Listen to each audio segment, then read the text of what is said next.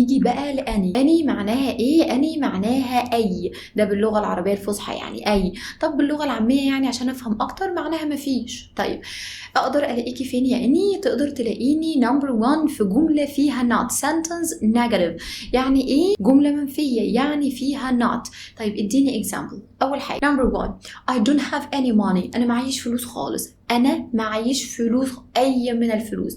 ليه جبت أني؟ عشان أفهمك إن أنا معيش حاجة خالص، إثبات يعني على عدم وجود الحاجة يعني. أوكي طيب أخدت بالك إن أني جت في sentence فيها not؟ عايزة أقول لك إن مفيش سكر خالص في البيت، فبقول لك إيه؟ there isn't any sugar. there isn't any sugar، مفيش سكر خالص.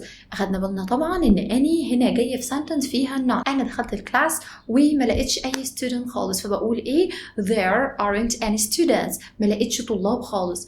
طيب يبقى لو أخدنا بالنا أني بتيجي في sentence فيها not، sentence negative، نفي. اوكي طيب الاقيكي فين تاني يا اني؟ تقدر تلاقيني في الكويستشن، في السؤال. طب سؤال نوعه ايه يعني؟ سؤال عادي خالص، بسألك سؤال عادي خالص، لا هو طلب ولا عرض ولا اي حاجه، سؤال طبيعي خالص عادي. يعني مثلا المس خلصت شرح الليسون وبتقول للولاد do you have any questions؟ اي حد يا ولاد عنده اي استفسار، اي سؤال؟ سؤال عادي خالص، لا بتعرض عليهم ولا بتعزم عليهم، سؤال عادي خالص وهي مستنيه منهم اجابه. عندنا مشكله فبنسأل سؤال يا جماعه، حد عنده اي فكره؟ do you have any idea؟ حد عنده فكرة؟ does she have any money؟ هل هي معاها أي من الفلوس؟ في فلوس معاها؟